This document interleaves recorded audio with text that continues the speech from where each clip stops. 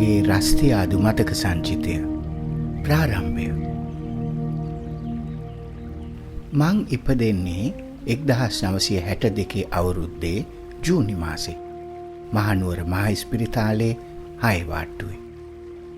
සාමාන්‍යයෙන් උඩරට සාම්ප්‍රදායික පවුලකට දරුවෙක් ඉපදුනාම 3 මාසයක් යනතුරු කිලි අහුවෙයි කියලා දරුවා ආරක්ෂා කරන්නේ කරඬුවක බහලු ධාතුන් වහන්සේ නමක් වාගේ.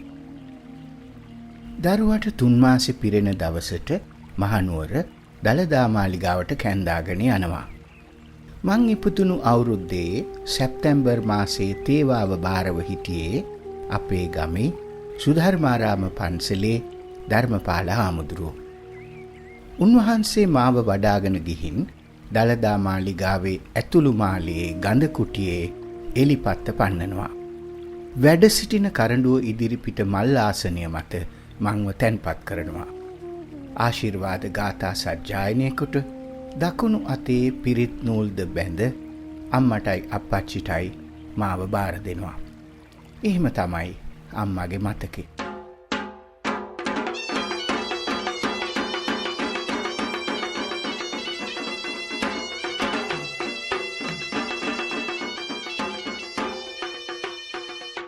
එදා තමයි ජීවිතේ පළමු වතාවට මට නව පෑතේවාව බෙරහඬ ඇහෙන්නේ.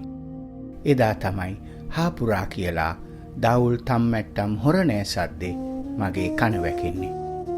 එදා වෙන්න ඇති වැඩිහිටියෙක් වෙලා සංගීත විෂය ගැඹුරින් හදාරන්නට ලොව විසිරි සකල විද සංගීත ආරන් පිළිබඳව ගවේෂණය කරන්නට ජේෂ්ඨ ශ්‍රේෂ්ඨ සංගීතවේදීන්ගේ ඇසුරේ හැදී වැඩෙන්නට මම ප්‍රාර්ථනා කරන්න ඇත්තේ.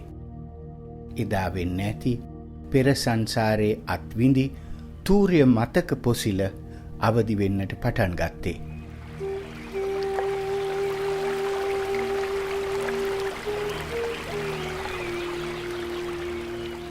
අපේ වත්ත පහලින් ගලා ගිය මහවැලි ගඟ ගලන සද්දෙට ගඟ ඉස්මත්තේ විශාලට වැඩුණු උණගස් එකින් එක ඇතිල්ලෙන සද්දෙට වහලවෙල සුසාන භූමියට මිනිගේනකොට වාදනය කළ සුදු රෙද්දෙන් වැහුණු දවුල් තම්මට්ටම් වලින් විහිදුණු බොල් සද්දෙට මම ආලය කළා. ගඟට නාවන්න ගෙනා සද්දන්ත අලි ඇතුන්ගේ කුංචනාදයට අංගම් පිටිය කුඹුරු යායේ ගොම්පස් අල්ලන කොල්ලන්ගේ කැකිරි පැලෙන හිනා සද්දෙට ජේමිස් අයියා කසිප්පු බුලියත් අරන් අපේ වත්ත හරහා යන විට ගායනා කළ පදම් වූ කවි සද්දෙට මම කොන්දේසි විරහිතව පෙම්බැන්දා. වෙන රටේ ගෑනු කොල්ලෝ 4-5 දෙනා නාවා කවා පොවාගෙන බලාගෙන ඉන්නවා. මේ නෑම්බිට අතකොළුවක් විතර නැති මේ කොළුවා බලාගන්න බෑ කියන්න ආසේම ලොලි ලොලි ලොලි. 71 කැරැල්ල ගැන ප්‍රවෘත්ති අහන්න අපි අල්ලපු ගෙදර රේඩියෝව ළඟ ඇන තියාගත්තේ පන්සලේ බණමඩුවට ගොඩ වෙච්ච සැදැහැවත් පිරිසක් වාගේ.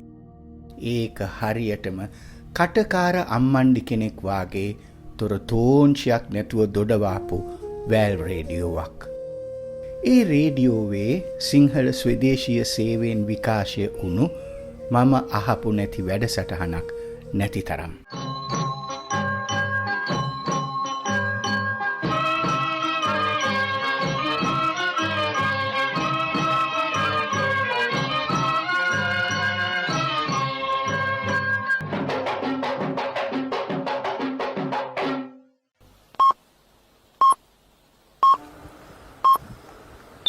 වේලාව සවස 6යි. මේ ශ්‍රී ලංකා ගුවන් විදුලිය සංස්ථාවයි. මෙන්න ප්‍රවෘත්ති කියලා ඇහෙනකොටම අපි කට ඉස්සර කරලා නිවේදකයාගේ නම කියනවා. මගේ ප්‍රියතම නිවේදකයා වුණේ සිරිල් රාජපක්ෂ මහත්තයා. ඒ කාලේ අපි නොදන්න නිවේදකයෙක් ගුවන් විදුලියේ හිටියේ නැති ගානයි. අපි ඒ තරමටම ගුවන් විදුලියට සමීපයි. වැඩසටහන් නිෂ්පාදකීන් අතරින් මගේ සිත් ගත්තේ එච්.එම්. ගුණසේකර, මඩවල එස්. රත්නායක, අමරදාස ගුණවර්ධන, රවිලාල් විමලධර්ම වාගේ නිවිච්ච වැඩිහිටියෝ.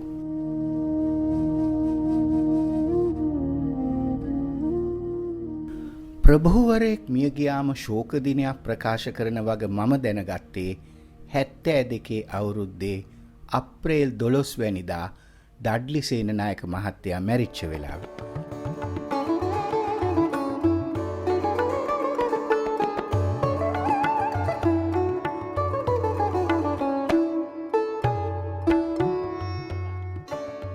එතකොට මට 10යි.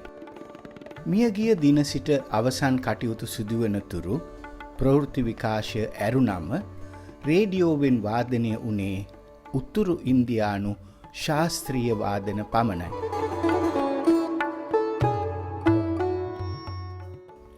මට මතක හැටියට පණ්ඩිත් රවිශංක, උස්තාද් බිස්මිල්ලා ખાન, පණ්ඩිත් පන්නාලාල් ഘോഷ්, උස්තාද් අලව්දීන් ખાන් වාගේ විශිෂ්ටයින්ගේ වාදනවලට මංහාපුරා කියා සවන් දුන්නේ ඩඩ්ලි සේනනායක මහත්තයාට පින් සිද්ධ වෙන්න. ඇත්තම කියන්න, ඒ අත්දැකීමෙන් පසු මම ඇඟිලි ගනිමින් බලා හිටියා කවුරුන් හෝ ප්‍රභූවරයෙක් මිය යනතෙක්. මල්වත්ත පන්සලේ මහානායක මඩුගල්ලේ ධම්මසිද්ධි හාමුදුරුවෝ අපවත් වෙච්ච සන්තෝසිට අත්පුඩි ගහලා මං අප්පච්චිගෙන් ටොකු කෑවත් මතකයි.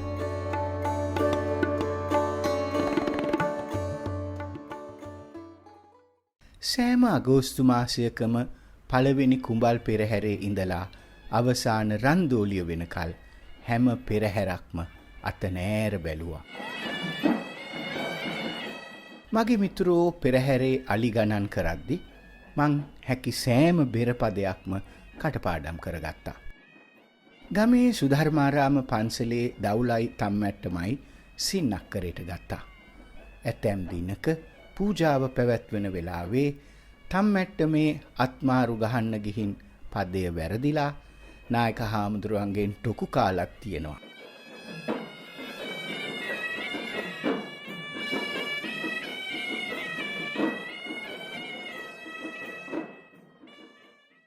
මට අවුරුදු 11 වෙනකොට අම්මා මාව ලෙහලා අතාරිනවා. මං මිටින් හල කුරුල්ලෙක් වාගේ රස්තියාදුවට හුරු වෙනවා. ඉස්කෝලේ ඇරිලා ගෙදර ආ විගස කුස්සියේ තියෙන දෙයක් ගිලලා ගැටඹේ කැරකෝප්පුව ළඟින් රේල් පාරට පැනලා බදුළු කෝච්චියේ වේගෙන් නුවරට අවුමට යනවා. පුෂ්පදාන කන්ද පාමුල පිල්ලෙයාර් කෝවිලේ ප්‍රධාන කුරුක්කල් මහේෂ ශර්මා ශාස්ත්‍රීගේ සංස්කෘත භාෂා පන්තියට බැඳිලා ශ්ලෝක කටපාඩම් කරනවා. ගණානාම් ත්වා ගණපතිගුම් හවාමහේ කවිම් කවීනාමුපමශ්‍රවස්තමම් ජේෂ්ඨරාජම් බ්‍රහ්මණාම් බ්‍රහ්මණස්පත ආනශෘण्वन्नोतिभिः सीदसादनम् මහාගණපතයේ නමः. ඒ පන්තිය හමාරුණාම කෝවිලේම වාසය කළ යාල්පානම් පළනිවේල් ගුරුතුමා යටතේ තවිල් බෙරවාදනයේ ප්‍රාථමික අභ්‍යාස ප්‍රගුණ කළා.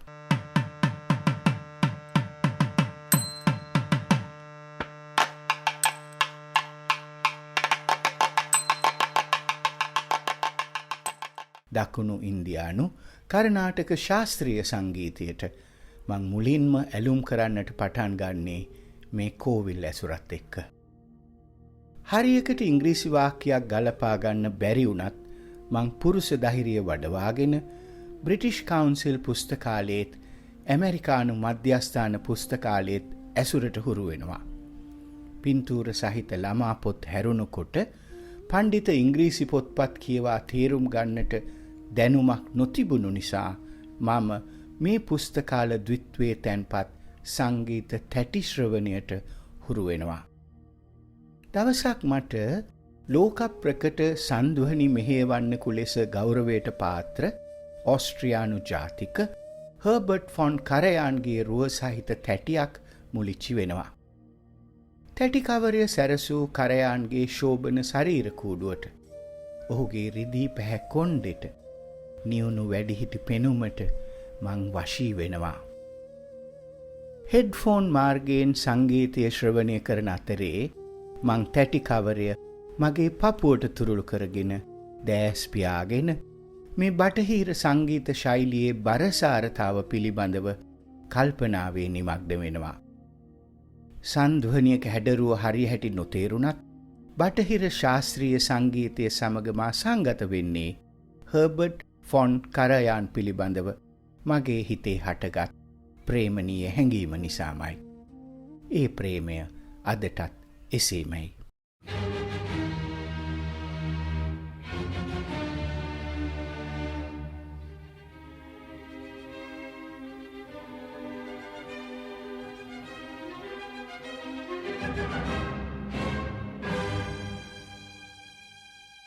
මං ඉගෙන ගත්තේ මහනුවර කිංසුඩ් විද්‍යාලේ. ඉස්කෝලේ ගියේ ගෙදරින් ඈත් වෙලා ඉන්න ඕනි කමට මිසක විභාග පාස් කරලා ජීවිතේ කොඩි දාගන්න අදහසකින් නම් නෙවෙයි. මට අවශ්‍ය වුණේ කවදා හරි දවසක ගුවන් විදුලි වැඩසටහන් නිෂ්පාදකයෙකු වෙන්න. මට අවශ්‍ය වුණේ වාර්තා චිත්‍රපටි හදන්න ඉගෙන ගන්න. මට ඕනෑ වුණේ ලස්සනට ලියන නවකතාකාරයෙක් වෙන්න. අනේ ඒ වුණාට එවක දූපතේ යල්පැනගිය අධ්‍යාපන ක්‍රමයේ යටතේ කවරදාවත් එවැනි නිර්මාණශීලී හීන හැබෑ කරගන්නට අවස්ථාවක් අපට උදා වෙන්නේ නැති වග මන් සක්සුදක්සේ දැන සිටියා. ඒ තත්ත්වය අදටත් වෙනස් වෙලා නැහැ.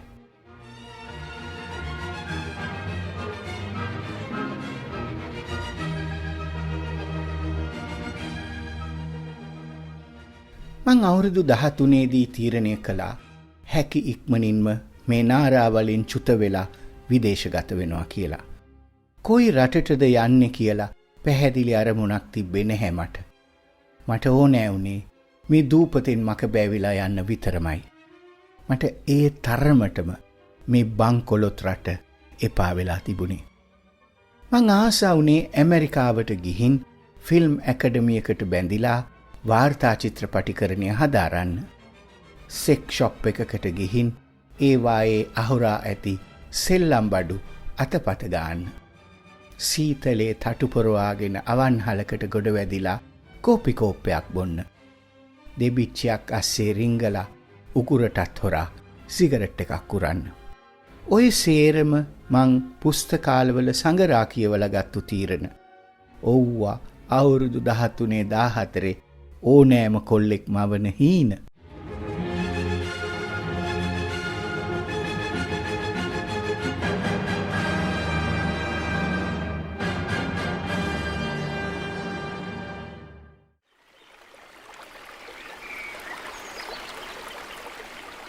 මං සතෙන් සතේ එකතු කරන්න පටන් ගත්තා. සතියන්තවල මේසන් බාසුන් නැහැ කෙනෙකුට අත් උදව් දුන්නා. හන්තානේ නිවාස සංකීර්ණය හදන තැන මිනින්දෝරුවෙක් ළඟ කුලි වැඩ කළා. ගමේ කම්මලක මයිනාහම ඇද්දා. රත්තරන් බඩු සාප්පුවක් සුද්ධ පවිත්‍ර කළා. මුදලාලි කෙනෙකුගේ රෙදි පෙරදි සෝදලා දුන්නා. බක්කරේ කෙනෙකුට පිටි ඇනුවා. ඔය සේරම කලේ ඉස්කෝලේ ඇරිලා ඇවිත් ගෙදරට හොරෙන්. 18 පිරුණු ගමන් ඉස්කෝලෙන් අස් වුණා. පොඩි පොඩි රස්සාවල් කිහිපයක් කරලා හෙම්බත් වුණු තැන මම ඉන්දියාවට සංක්‍රමණය වුණා. ජීවිතේ උඩුගම් බලා පාවෙන්න ගන්නේ එහෙදි. මා බැංගලෝරේ බ්‍රහද්වනී කොලීජියේ ගුවන් විදුලි sannivedanaය හදාරන කාලේ පෙරපිනක් මතුවීමෙන් වංශවත් කුලවත් ධනවත් සත්පුරුෂෙක් මංව දරුකමට හදාගන්නට ඉදිරිපත් වෙනවා. ඔහු හමුවීමේ භාග්‍යයට ප්‍රශංසා වෙන්නට ජීවිතය අලුතින්ම හුස්ම ගන්න පටන් ගත්තා. උපැන්න සහතිකේ නමට පයින් ගහලා විෂ්ණු වාසු ලෙස රූපාන්තරණය වුණේ ඔහු හමු වුණාට පස්සේ.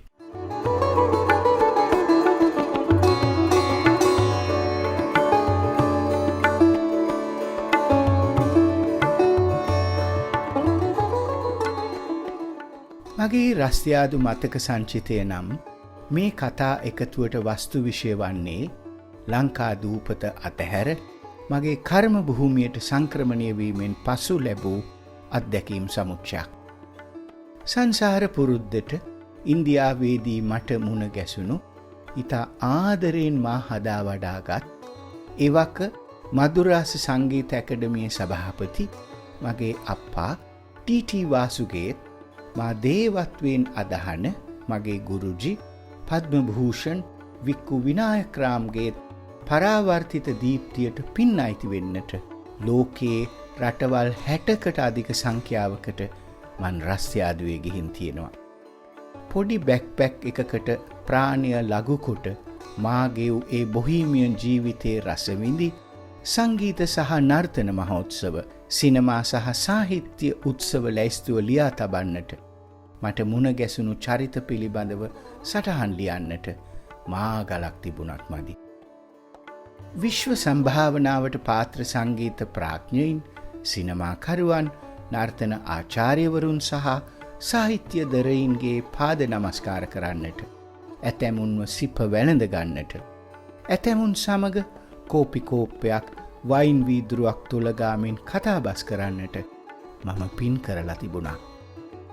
ඒ එකම සංසිද්ධියක්වත් රිදී බන්දේසියක් මත තබා මට තිලින කළ අහම්බයන් නෙවෙයි. දශක 6ක් තිස්සේ කළ ඒ හැදෑරීම් වෙනුවෙන් අවස්ථා කිහිපයකදීම මගේ ශරීරය පවා උගසට තැබූ වග සිහිපත් වෙනකොට කලාවක් ප්‍රගුණ කරන්නට මාතරම් දුෂ්කර ක්‍රියාවන්හි නියැලුණු මගේ පරම්පරාවේ තවත් අයෙක් මේ දූපතේ ජීවතුන් අතර සිටීදැයි මට සැකයි.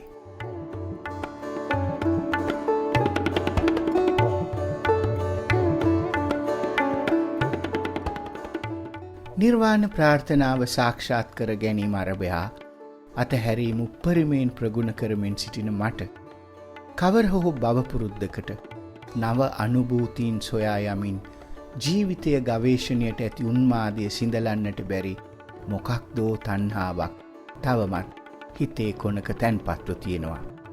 මේ සංසාරයෙන් එගොඩ වෙන්නට නම් ඒ තණ්හාවෙනුත් මම මිදිය යුතුමයි.